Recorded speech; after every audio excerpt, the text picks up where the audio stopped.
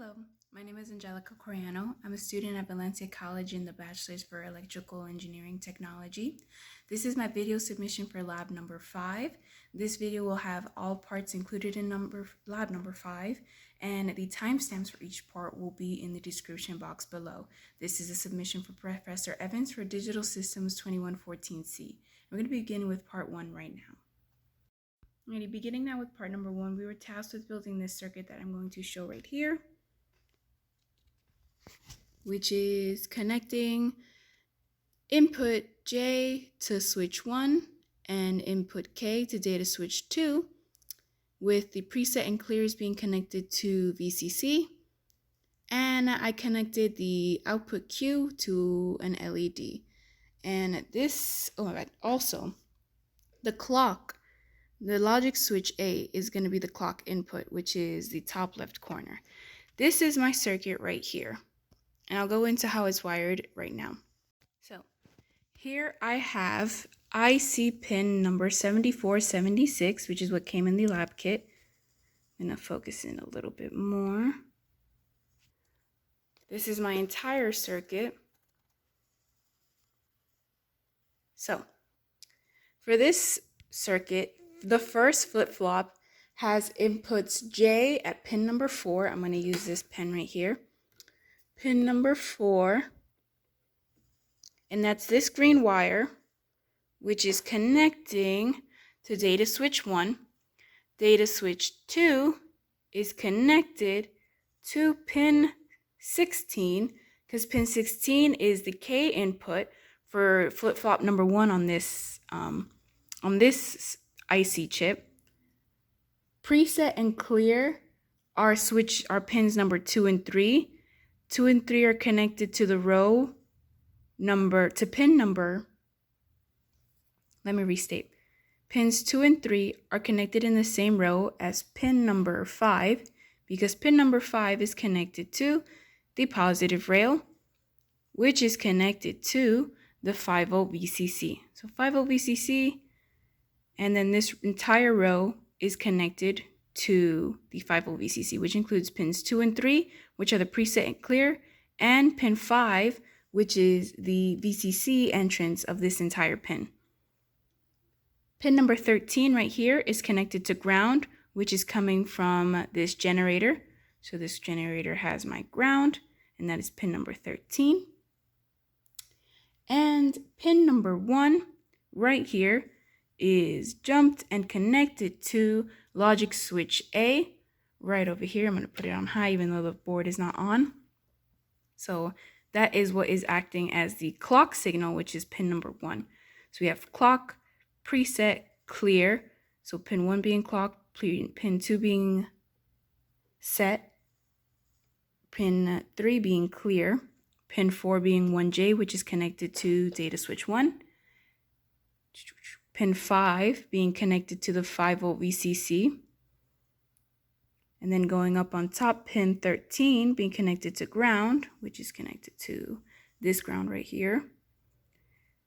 Pin 15 is actually the output, 1Q.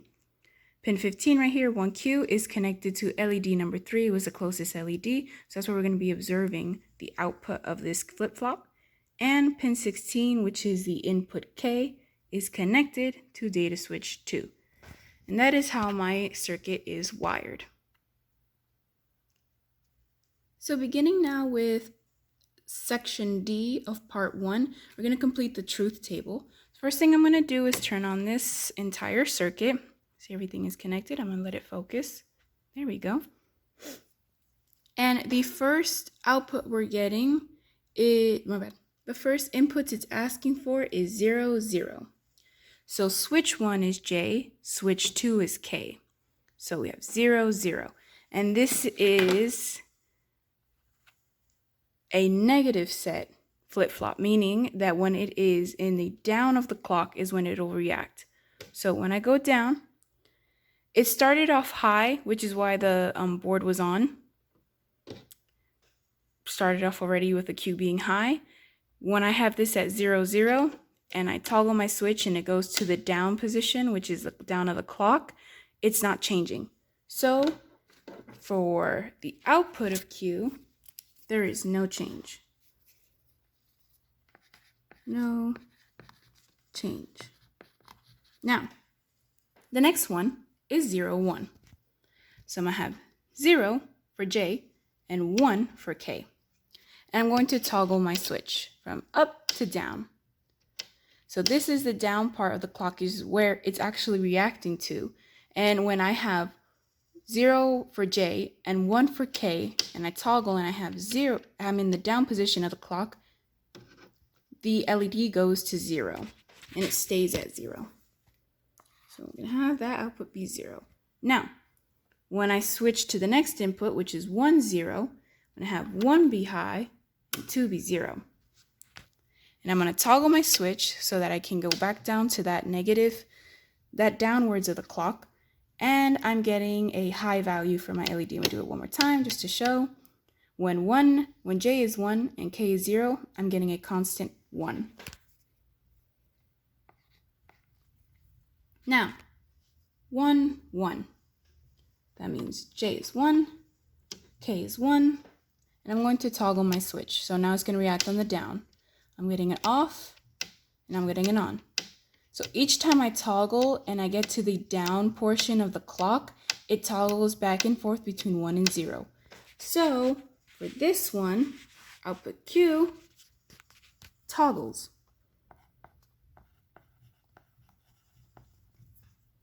And that is my truth table for part D. Alrighty, moving on now to part 1, letter G. We have been instructed to construct this flip-flop where basically the input of K is the inverse of J. So J is passed through an inverter, and that output of the inverter is K. This is my circuit right here. I realized I should have shown my face first, so I'm just going to flip the camera up. Hello. Yes, that's me. So I'm going to come back to my circuit right here. I'm going to show what I've got. Now, detailing how this circuit is wired. I've added here a 7404 IC chip, which is in a chip full of inverters, next to my 7476 IC chip. Pretty sure it's 7476. Let me just make sure I'm saying it right. Yes, 7476 IC chip. The circuit is for the most part the same, but I'm still going to be going through. I have pins 2 and 3, which are set and clear, connected to this row, which has pin 5, which is the VCC in of this pin, connected to 5-volt VCC. So 5-volt VCC going into the VCC in for this chip for 7476. And that same row, which has a VCC, is connected to pins 2 and 3, which have set and clear.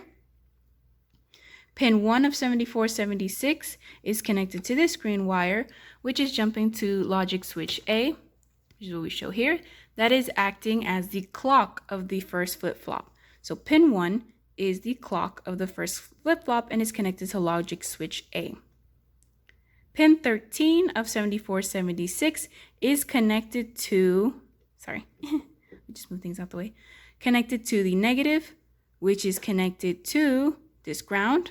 Ground is also being jumped over here so that we can connect the next chip. But continuing on with 7476, pin 13 is connected to ground. Now, to explain pin 16, which is the K input, I'm going to come back to the J input, which is pin 4, which is connected to, so that's pin 4, this green wire, which jumps to data switch 1. So data switch 1 goes to pin 4, and that's kind of weird to see. Pin 4, which is right there. Pin 4 is also connected to this wire, which is going into pin 1 of the 7404 chip, which is the inverter. So this is the input going into pin 1. Pin 2 of the 7404 chip, which is the output, is going to pin 16 of the 7476 chip, which is the 1K input.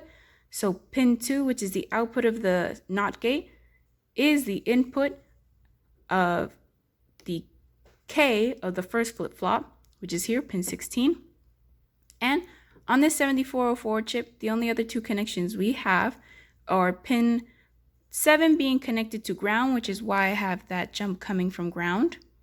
You can see it right there, that jump coming from ground. To connect pin 7 to ground for this one, for the 7404 chip. And pin 14 being connected to the positive rail, which is connected to the 5-volt VCC. And that is how my circuit is wired. Now, beginning, nope, that's the second part. With this, it's saying connect switch 1 to input J, done. We're going to be completing table 5-2. I'm going to turn on my circuit. And since we only have one input that is actually connected to a switch, I'm just going to be toggling that switch. So I'm going to start with J is equal to, J is at 0. J is at 0. Where you at? J is at 0. And I'm going to toggle my switch so that on the down portion of the clock, it can react. Oh, I forgot to say that one actually. LED number 3 is still connected to pin 15 of the 7476 chip. My fault, I should have explained that one a little bit earlier. So 7476, pin 15, that is the output Q, is still connected to LED number 3. So yes, once again, I'm going to toggle this logic switch, and when J is 0, the output is 0.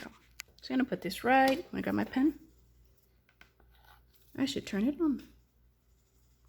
So when J is 0, the output is 0.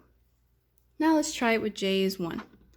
J is 1. And I'm going to toggle my switch to make sure that when it goes on the down of the clock, it is reacting. When J is 1, the output is 1.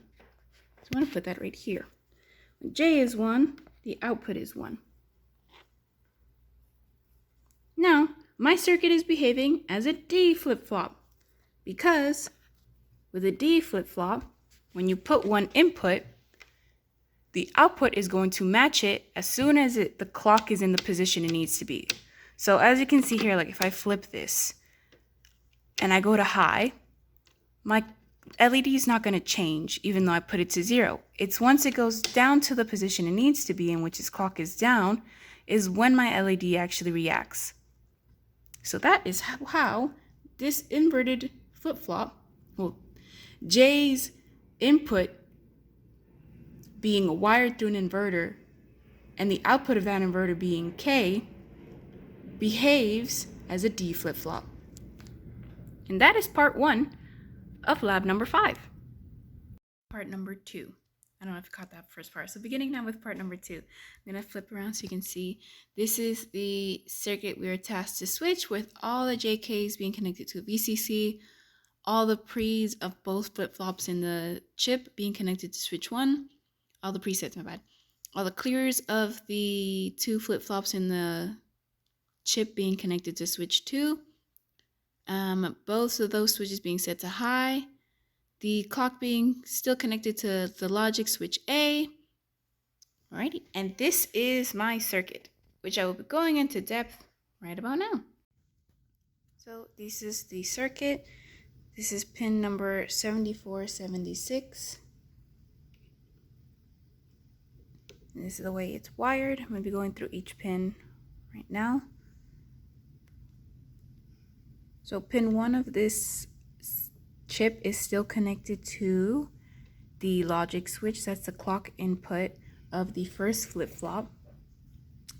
The second input for the second flip-flop is pin number 7, pin number 6, which is right here. I apologize. So pin 1 is connected to the logic switch. Pin 6, which is this clock input of the second flip-flop, is connected to pin 15, which is the output of the first flip-flop. Pin 2 of the 7476 chip is preset of flip-flop 1, which is connected to preset of flip-flop 2, It's this purple wire and this green wire, which are connected to data switch number 1.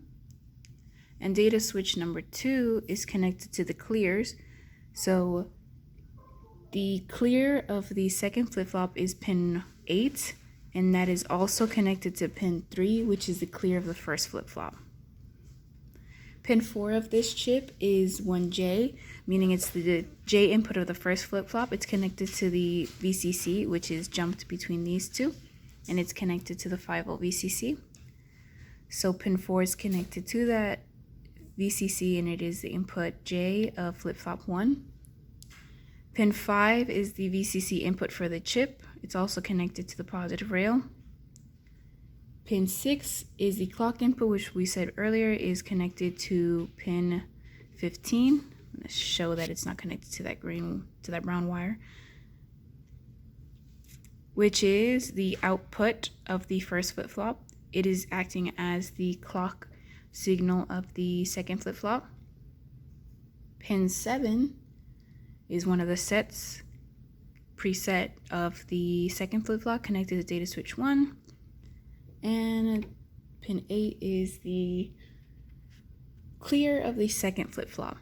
Now moving up to the top pins, we have pin 9, which is the J input of the second flip-flop. It's also connected to the positive rail, which is connected to the 5-volt VCC.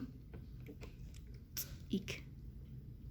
Pin 10, which is right next to this one. Pin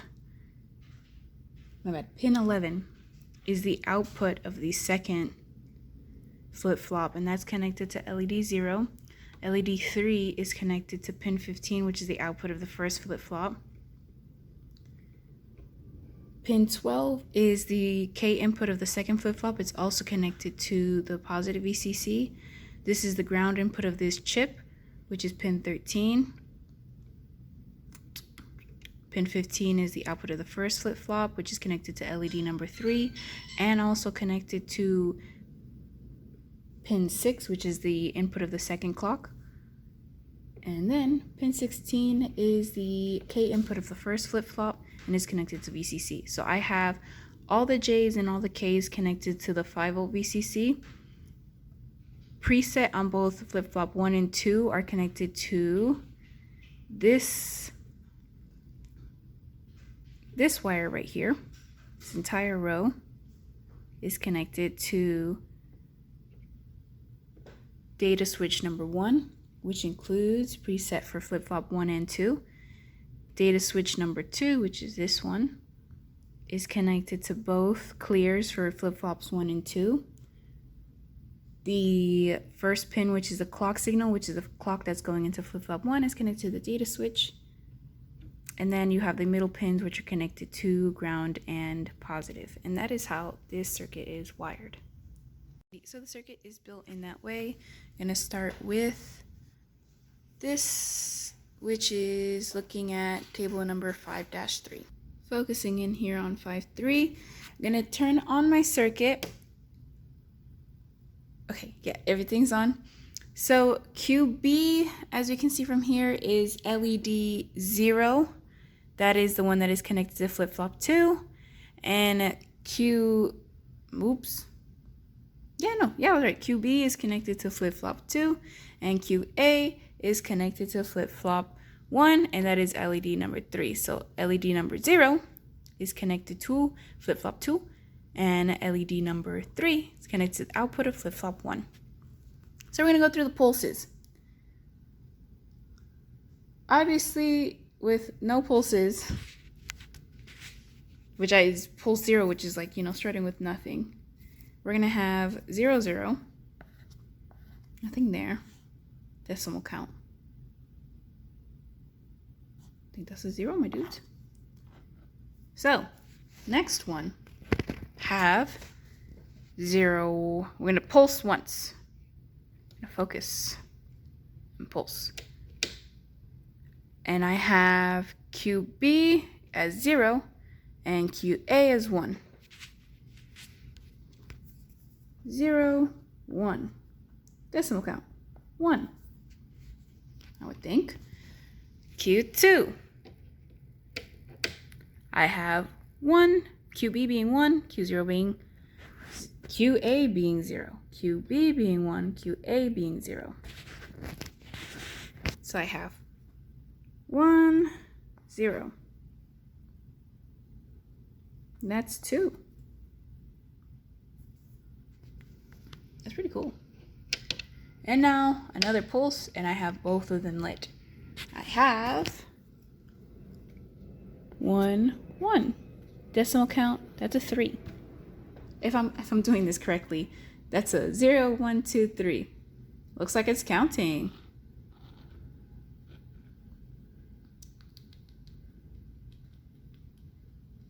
So what does this circuit behave as?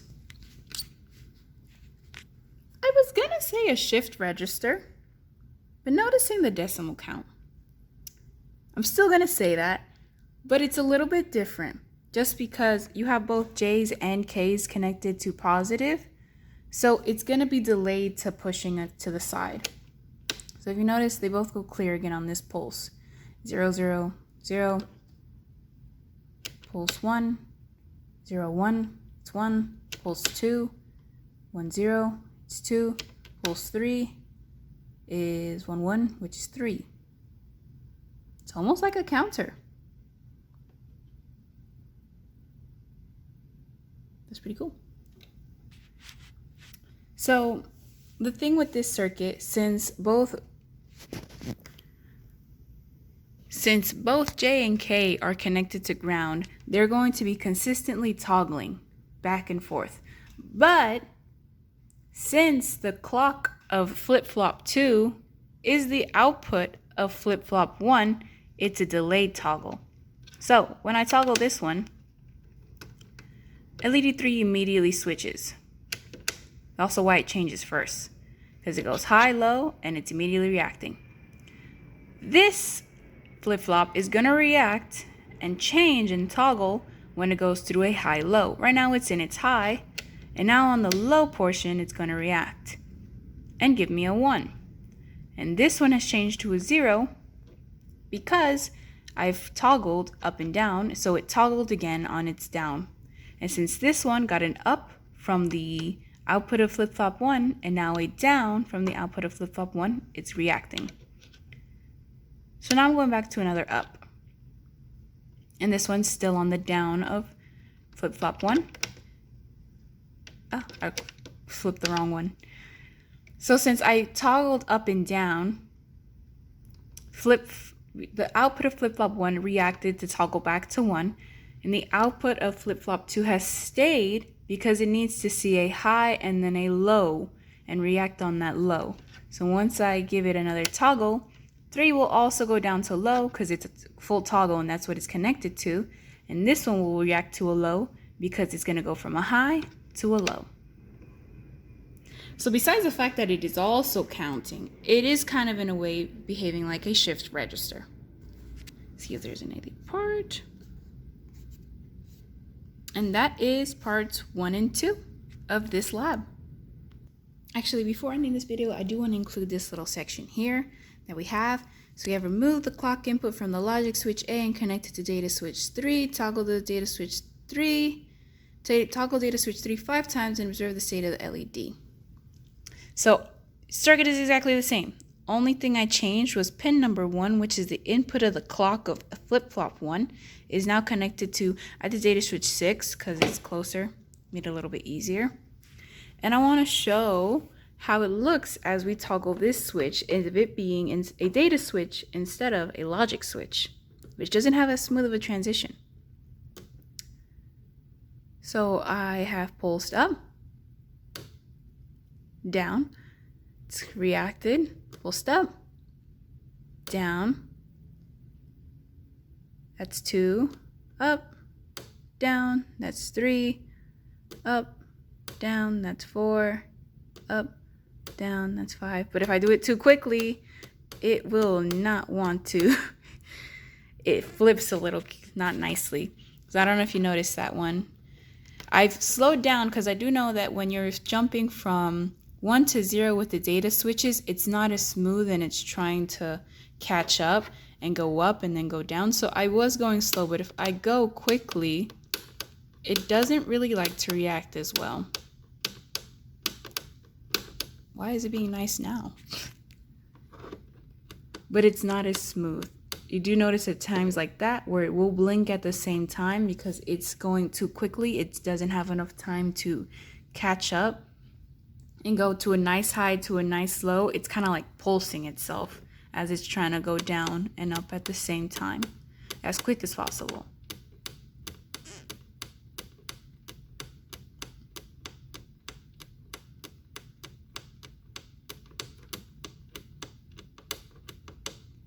I don't even know if that was right. It's supposed to go 0, 1. Oop. Yep, it gave up there. It will give up. 0, 1, 1, 0, 1, 1, 0, 0, 0, 1. And that's how it looks. It's not as smooth as the logic switch, which I have gone at going up and down continuously and as quick as possible, and it does it without having that little blink in between. This one reacts with a little bit more delay. So when you switch it to a data switch instead of a logic switch, you're going to notice that as you go faster, that switch is going to cause for a little weird blink because it's not catching up. Switch 2. Alrighty. Is it at the same time?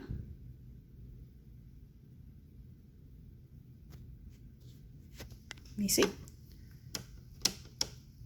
I'm gonna disconnect this and reconnect this. One moment.